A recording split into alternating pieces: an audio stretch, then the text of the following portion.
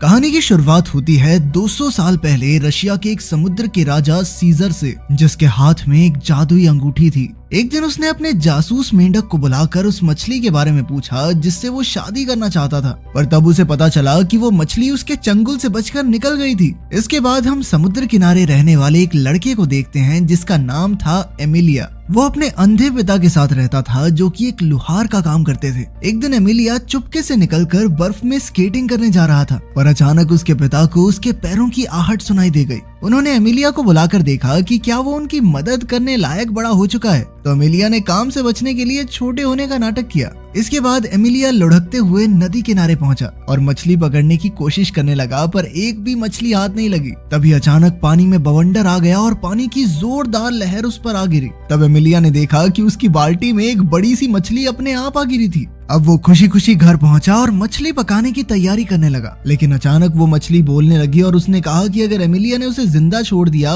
तो वो उसकी 3 इच्छाएं पूरी कर देगी। एमिलिया ने कहा कि वो शहर देखना चाहता है लेकिन चूल्हे से हटना नहीं चाहता। तभी अचानक मछली ने अपने जादू से एमिलिया को चूल्हे के साथ ही घर से निकाला और सीधा शहर की ओर ले गई। एमिलिया तो बेचारा डर के मारे चूल्हे से ही चिपका रहा और उसे देखकर आम लोग भी काफी घबरा गए। अब एमिलिया को बहुत ठंड लग रही थी, इसीलिए उसने अपनी दूसरी इच्छा मांगकर कहा कि वो चाहता है कि अभी के अभी गर्मियां शुरू हो जाएं। उसी पल सारी बर्फ पिघल गई और चारों ओर हरियाली छा गई। पूरी सड़क भी पानी से भर गई और जब एमिलिया जैसे तैसे बाहर निकला तो वो काफी निराश था, क्योंकि उसने 2 इच्छाएं यूं ही बेकार कर दी थी। तभी अचानक उसका सामना कुछ डाकुओं से हुआ। उन्हें एमिलिया के पास कोई कीमती चीज नहीं मिली तो वो उसकी बाल्टी ही उठाकर ले जाने लगे, पर एमिलिया किसी भी हालत में उस मछली को खो नहीं सकता था, इसीलिए वो बाल्टी छीनकर भाग निकला और उस मछली को नदी में फेंक दिया। लेकिन जल्द ही डाकुओं ने उसे फिर से बंदी बनाकर पेड़ से उल्टा लटका दिया। बाद में उसने नदी की ओर से एक लड़की को आते देखा।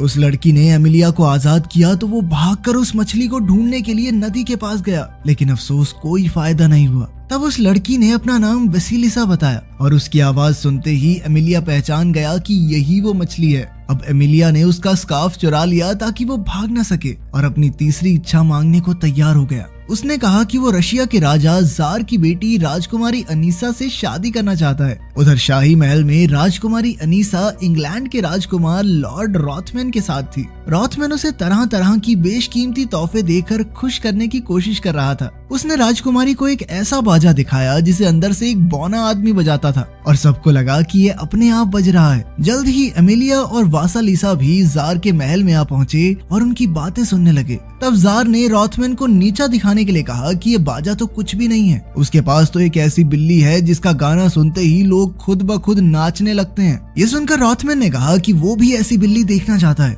तभी अचानक एमिलिया कूदकर वहां आया और उसने कहा कि वो इस जादुई बिल्ली को पकड़कर ला सकता है, लेकिन बदले में राजकुमारी अनीसा को उससे शादी करनी होगी। ये सुनकर राजकुमारी हैरान रह गई, पर जार उसकी बहादुरी देखकर बहुत खुश हुआ और वो एमिलिया की शर्त मानने के लिए राजी हो गया। अब एमिलिया उस बिल्ली की खोज में निकल पड़ा, पर वासालिसा ने उसे समझाया कि उस बिल्ली को पकड़ना इतना आसान नहीं होगा। जब भी उसे कोई इंसान मिलता है तो बिल्ली उसे अपनी पसंद का गाना चुनने को कहती है। अगर वो बिल्ली दुख भरा गाना गाती है तो वो आदमी वहीं रो रो कर मर जाता है, और अगर बिल्ली खुशी वाला गाना गाती है तो आदमी अपने आप नाचने लगता है और तब तक नाचता रहता है जब तक उसकी मौत ना हो जाए। लेकिन एमिलिया फिर भी पीछे नहीं हटा और जल्द ही वासालिसा के साथ घने जंगल में पहुंचा। आखिरकार वो काफी मुश्किल रास्ते पार करते हुए उस बिल्ली तक आ पहुंचा। बिल्ली ने उसे गाना चुनने को कहा तो एमिलिया ने दुख भरा गाना चुना। जब बिल्ली ने गाना गाया तो अचानक एमिलिया भी उसके साथ गाना गाने लगा, क्योंकि ये वही गाना था जो बचपन में उसकी माँ उसे सुनाया करती थी। जब बिल्ली ने देखा कि एमिलिया को इस गाने से कोई फर्क नहीं पड़ा तो वो रोने लगी और अंत में एमिलिया के साथ चलने को तैयार हो गई। वहीं दूसरी ओर वासालिसा को सीजर का जासूस मेंढक मिला। मेंढक ने उसे बताया कि शादी की सारी तैयारियां हो चुकी हैं। ये सब सुनकर एमिलिया को कुछ समझ नहीं आया तो वासालिसा ने उसे बताया कि एक बार सीजर ने उसे शिकारी के जाल से बचाया था, इसलिए वसीलिसा पर उसका कर्ज है और अब सीजर बदले में उससे शादी करना चाहता है। खैर फिर वो जल्द ही शाही महल पहुंचे, जहां लॉर्ड रॉथमैन शादी के लिए राजकुमारी अनीसा का हाथ मांग रहा था, पर तभी एमिलिया बिल्ली के साथ अंदर घुस गया। जल्द ही बिल्ली ने गाना बजाना शुरू किया और सब लोग अपने आप नाचने लगे। तब जार ने उसे बिल्ली को कहीं दूर ले जाने का हुक्म दिया। वो एमिलिया की बहादुरी से काफी प्रभावित था, लेकिन अब राजकुमारी शर्त के मुताबिक एमिलिया जैसे एक आम इंसान से शादी नहीं करना चाहती थी, इसीलिए उसने एमिलिया को एक और जोखिम जोखिम भरा काम देने का फैसला किया। फिर रात को राजकुमारी अपनी माँ जरीना की आत्मा से मिली तो जरीना ने उसे एमिलिया के लिए एक बेहद खतरनाक काम बताया। फिर अगली सुबह लॉर्ड रॉथमैन अपने इंग्लिश जूसर से जार को खुश करने की कोशिश कर रहा था। इसके अंदर भी एक बौना आदमी था जो फलों और सब्जियों का जूस बनाकर बाहर निकालता था,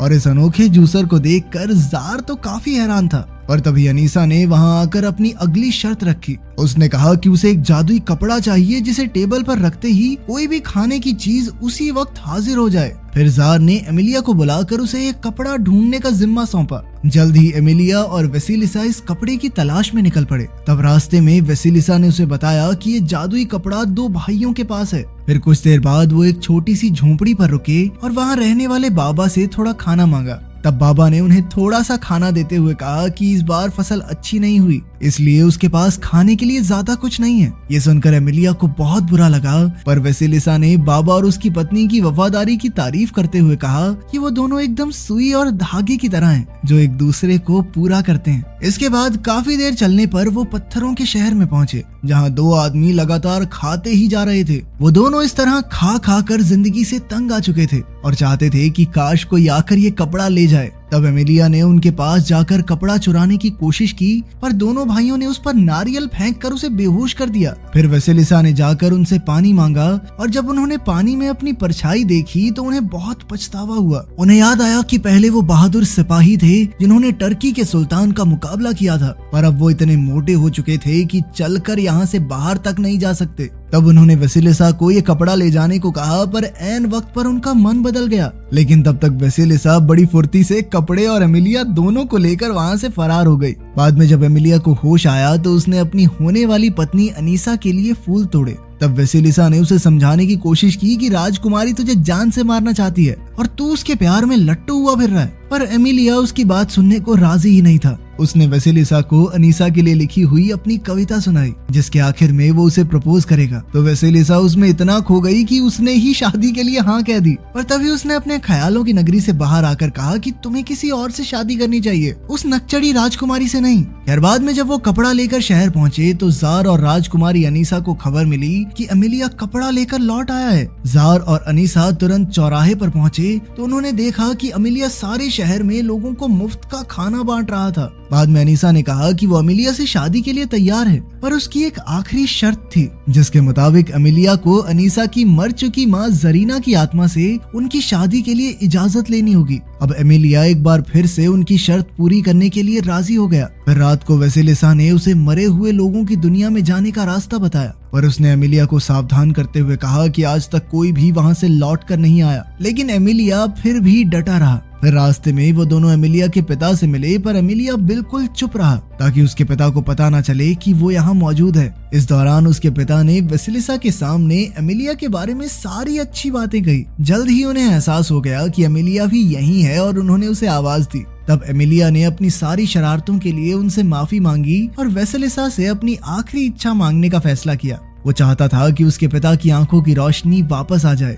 और वेसिलिसा ने उसकी इच्छा पूरी भी कर दी। बाद में जब वो दोनों नदी किनारे पहुंचे तो एमिलिया ने वेसिलिसा का शुक्रिया अदा किया और उसका स्कार्फ लौटा दिया, पर वेसिलिसा फिर भी उसके साथ आगे बढ़ी और जल्द ही दोनों मुर्दों की दुनिया में पहुंच गए। फिर वहाँ का राजा कुसाई उनसे मिलने आया तो खुलासा होता है कि वेसिलिसा असल में उसकी बेटी थी। एक बार वेसिलिसा ने एक बहुत बड़ी गलती की थी तो कुसाई ने उसे मछली बना दिया था। फिर वेसिलिसा ने कुसाई को जरीना की आत्मा को बुलाने को कहा। जब जरीना की आत्मा वहाँ आई तो उन्हें पता चला कि उसे भूखे रहने की सजा मिली थी, जिस वजह से उसकी मौत हो गई। अब एमिलिया ने कहा कि मैं आपकी बेटी से शादी करना चाहता हूँ, पर जरीना ने साफ इनकार कर दिया। लेकिन अपनी बेटी वेसिलिसा की मदद करने के बदले कुसाई को लगा कि मुझे इस लड़के की मदद करनी चाहिए, तो उसने जरीना को खाना देकर उसका श्राप हटाने की बात कही, जिसके बाद आखिरकार जरीना शादी के लिए राजी हो गई। उधर जार ने ये देखा तो वो बेहद खुश हुआ। इधर वेसिलिसा ने अपने पिता को अलविदा कहा तो उन्होंने कहा कि यहाँ से निकलते ही एमिलिया ने जो कुछ भी देखा वो सब कुछ भूल जाएगा। ये सुनकर वेसिलिसा एमिलिया की ओर दुख भरी नजरों से देखकर मुस्कुरा रही थी। अगली सुबह एमिलिया की आंख खुली तो वो वेसिलिसा को भूल चुका था। वो किनारे पर आते ही भाग गया और वेसिलिसा फिर से मछली बनकर नदी में चली गई। इसके बाद एमिलिया अनीसा के पास पहुंचा, पर उसने कहा कि उसे किसी और से प्यार हो गया है, लेकिन उसे ये याद नहीं है कि आखिर वो कौन है। ये सुनते ही अनीसा ने खुशी खुशी अमिलिया को गिरफ्तार करने का हुक्म दे दिया। इसके बाद उसे चौराहे पर ले जाकर ऐलान कर दिया गया कि उसने जो भी कारनामे किए वो जादू की मदद से किए, इसीलिए अब राजकुमारी अनीसा को धोखा देने के जुर्म में उसे मौत के घाट उतारा जाएगा। ये सुनकर जार निराश होकर वहाँ से चला गया। फिर अपने आखिरी वक्त में अमिलिया ने अपना बचपन और अपने पिता के साथ बिताए समय को याद किया। तभी अचानक वेसिलिसा सीजर के चंगुल से बचकर एक बार फिर वहाँ पहुंची। वेसिलिसा ने अमिलिया को रिहा करवाने के बदले में अनीसा को अपनी शक्तियाँ देने का वादा किया और अनीसा ने खुशी खुशी अमिलिया को रिहा कर दिया। फिर अनीसा ने अपनी पहली इच्छा मांगकर खुद को रानी बना दिया। उसने अपने पिता जार से उसका ताज छीनकर उसे एक टावर में कैद कर दिया। अब अनीसा की दूसरी इच्छा थी कि वो इंग्लैंड के राजा की पत्नी बने। तभी इंग्लैंड के राजदूत उसके लिए शादी का प्रस्ताव लेकर आ पहुंचे। उधर एमिलिया अपने घर जाकर उस इंसान को याद करने की कोशिश कर रहा था जिससे उसे प्यार हुआ है। तभी अचानक उसके पिता ने सुई और धागे की बात की, जिसे सुनते ही हमारे हीरो के दिमाग की बत्ती जल उठी और उसे एहसास हो गया कि वेसिलिसा से ही प्यार करता है वो, और उसे वेसिलिसा के साथ बिताए हुए समय के बारे में सब कुछ याद आ गया। अब वो तुरंत शहर की ओर निकल पड़ा तो उसके पिता और 2 भाई भी उसके साथ आ गए। फिर उन चारों ने मिलकर महल का दरवाजा तोड़ डाला और एमिलिया वेसिलिसा को ढूंढने लगा। वेसिलिसा को यकीन नहीं हुआ कि एमिलिया उसे पहचानता है, लेकिन तभी अनीसा बीच में आ गई। उसने कहा कि वो वेसिलिसा की तरह जादूगरनी बनना चाहती है, पर वेसिलिसा ने उसकी तीसरी इच्छा समझकर उसे पूरा कर दिया और तभी अचानक वो भी एक मछली बन गई। और तब उसे एहसास हुआ कि अब उसकी शक्तियाँ किसी काम की नहीं, क्योंकि वो सिर्फ दूसरों की इच्छाएं पूरी कर सकती है। फिर अनीसा ने अपने एक नौकर को बुलाकर कहा कि वो विश मांगे कि अनीसा की शादी दुनिया के सबसे ताकतवर राजा से हो जाए। जैसे ही नौकर ने उससे ये इच्छा मांगी तो अचानक ही समुद्र से सीजर बाहर निकला और अनीसा को अपने साथ ले गया, क्योंकि असल में तो वही दुनिया का सबसे ताकतवर राजा था। आखिरकार वेसिलिसा का श्राप खत्म हुआ और एमिलिया ने उसके पास जाकर अपनी कविता सुनाई और आखिर में उसे चूम लिया। अंत में एमिलिया और वेसिलिसा हमेशा हमेशा के लिए एक हो गए। अगर आपको ये अलग सी कहानी अच्छी लगी और ऐसी ही और कहानियां सुनना चाहते हैं तो कमेंट्स में जरूर बताना।